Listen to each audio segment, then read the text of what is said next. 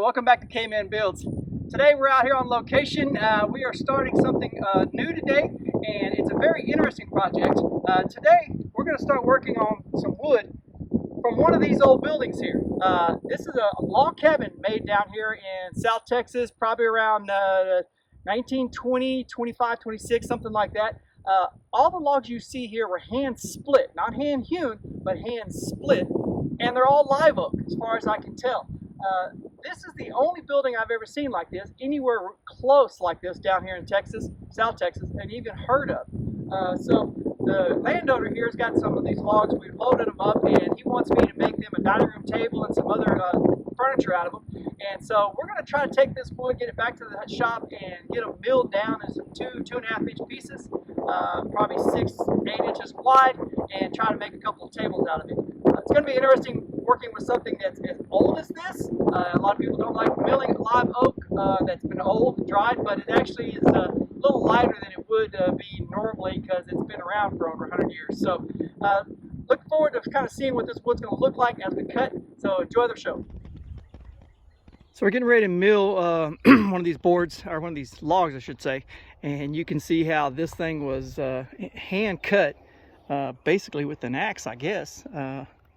Yeah, you can see all the little marks here. And what they did was they didn't hand hewn the outside. The outside's left alone. All they did was split these things by hand with basically a sledgehammer and got it flipped over. But they basically they split with like a sledgehammer and wedges, probably metal wedges, and they just split it. So wherever it split, that's as smooth as it got. And then they notched it out and just started stacking them up. They took a little bit of bark off here and there. You can see the little marks, but it wasn't all cleaned up because some of these had bark on them still. But yeah, this is a lot of work to work on live oak, because this is all live oak, which is extremely hard. Yeah, I'm pretty impressed with it. So what we're going to do is, I really only need about 7 feet because the table is going to be 6 foot long. But without knowing exactly, excuse me, without knowing exactly what the board is going to look like when I cut it, I'm basically just shaving off the bad ends on here. And this side here you can see is pretty ate up through here. So probably going to go ahead and just cut it off right here, so we'll lose this little piece, and I'm cutting off the notches that you see down there anyway. So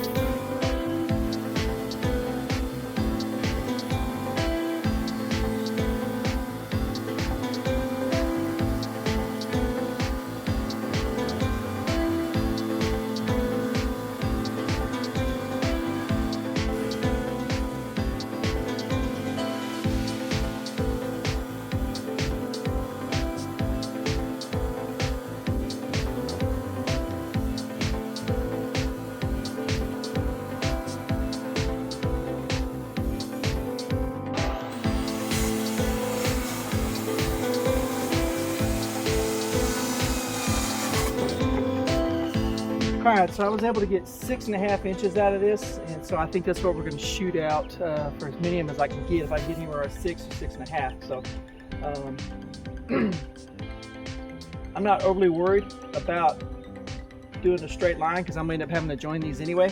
So I'm just going to use my 14-inch circular saw, get this up off the ground, and then just make straight cuts, straight as I can, and then we'll worry about finishing them off in the joiner and the planer.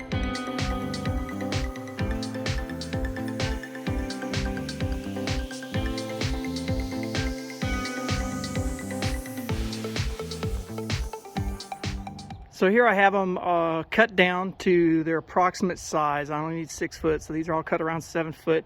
They're all probably 2.5 to 3 inches thick. I need it down right close to 2 inches. So it looks like I'm probably gonna run these through the mill again. But by doing this, by cutting them down, I can see, you know, what kind of damage and which side I need to cut on. So it looks like this side here is better. This direction, 2 inches gets me close to this. So we're gonna put in here and measure up from 2 inches, just a hair, probably 2 1/8, and then whack this thing off right here. So we'll probably do that to all of them. This one here has a pretty healthy crack that goes all the way through this thing.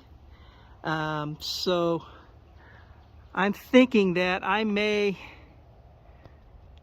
don't know, we'll see. I may epoxy this one first to make sure that this is completely solid prior to trying to attach it to anything, because it's got some cracks on the side here. So what I may do is I may go through and I may epoxy, once I get them cut down and everything and planed, I may epoxy all of these up first, so make sure that each of the board is completely solid prior to joining them. And then that way, once I join them, then it's just a matter of gluing up the edges. So I think that's gonna make it easier to make sure that these are actually solid all the way before putting them together.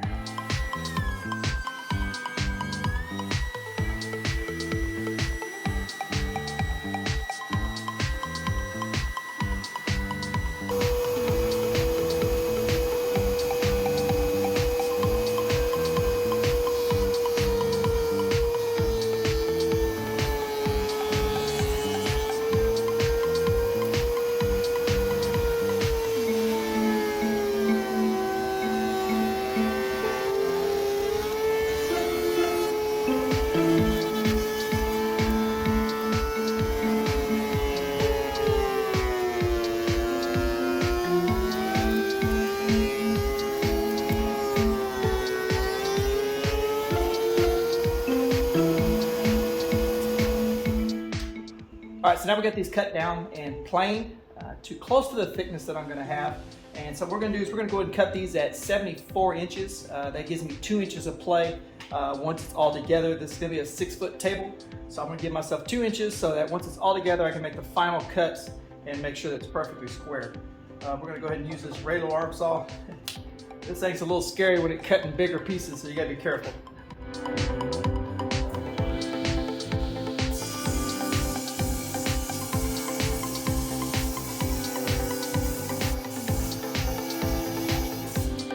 Now you can see why we cut this end off.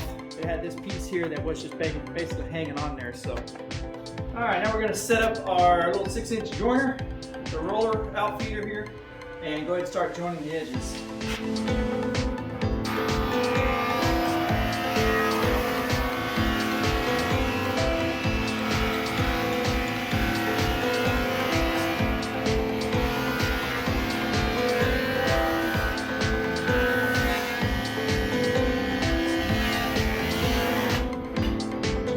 For the next part, we got to work on getting them prepped so that we can tape off this side here and prep it for epoxy. Some of these cracks, pretty much all these cracks, go all the way through. These things here, almost enough to get my pinky in. The bottom of this one has actually got quite a bit of holes and stuff in it. But what we're gonna do is we're gonna pour from this side. So my goal is to smooth this side off and then get this side taped up.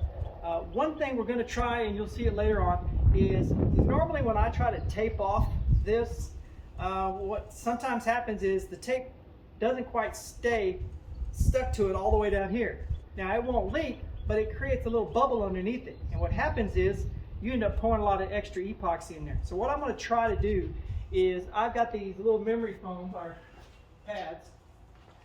So what we're going to try to do is we're going to try to use these on the bottom. What's going to happen is we're going to put these down on my table. I'm going to put plastic down underneath, on top of this, and then we're going to put these down and clamp them down so that they're putting tension on the tape on here, and try to see if that helps keep it from leaking.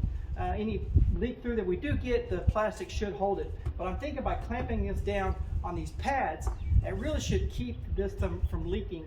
It'll help the tape kind of hold in its place. So that's going to be the plan going forward.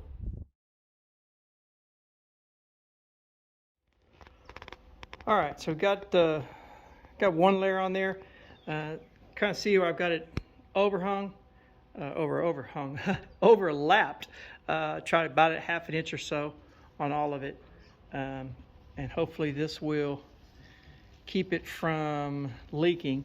I got one area here where this big crack is. I'm probably going to come back and do this twice. I had a little bit of a crease here, so we'll probably go over the top of that as well, just to make sure that we don't have any problems, because this is going to be the weakest area. All right, so I've got all the boards taped up, ready to go. Like I explained before, I've got foam underneath all of it, and with this plastic on here just to kind of protect it.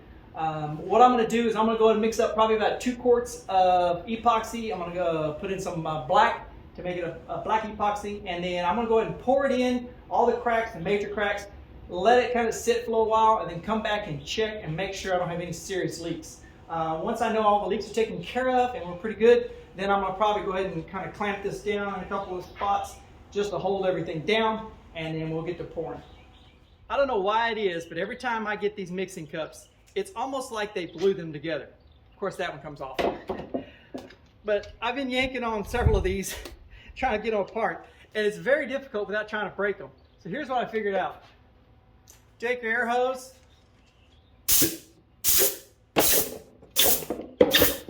just like that. All right, and so for my epoxy, I'm using the Flowcast kit. I got a 3-gallon kit off of the Jungle website, and we're gonna go ahead and mix that up. I also found this 5-ounce kit container of black mica, and then it comes in different colors. I also, for another project, I got this blue that's really, really pretty. Anyway, this is the cheapest mica I've found around. I wanna say this 5 ounces was maybe $9-10 maybe. So actually pretty decent little deal there.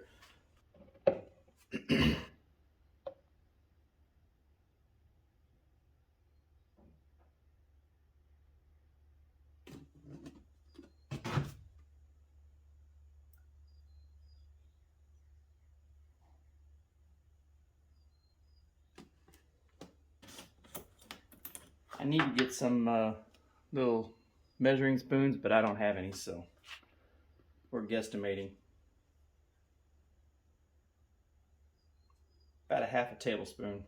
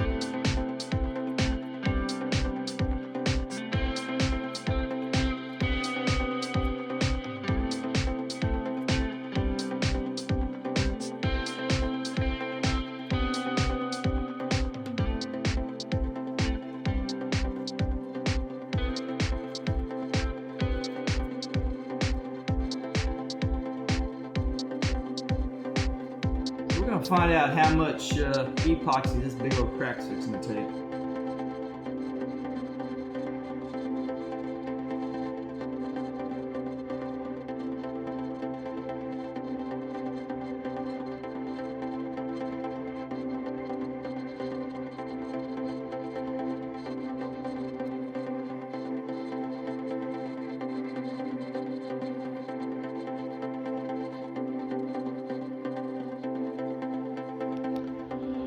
All right, so I've got the epoxy all poured.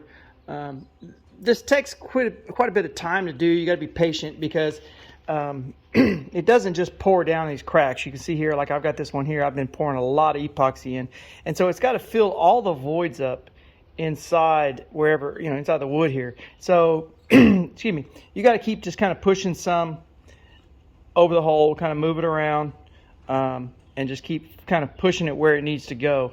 Obviously this thinner epoxy takes quite a while to cure, so you've got quite a bit of time to work on.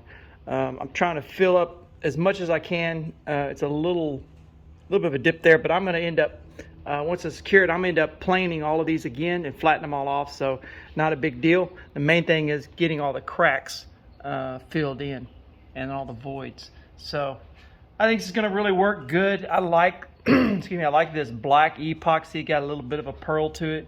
You can see just a little bit of that there. So it's really going to look good with this.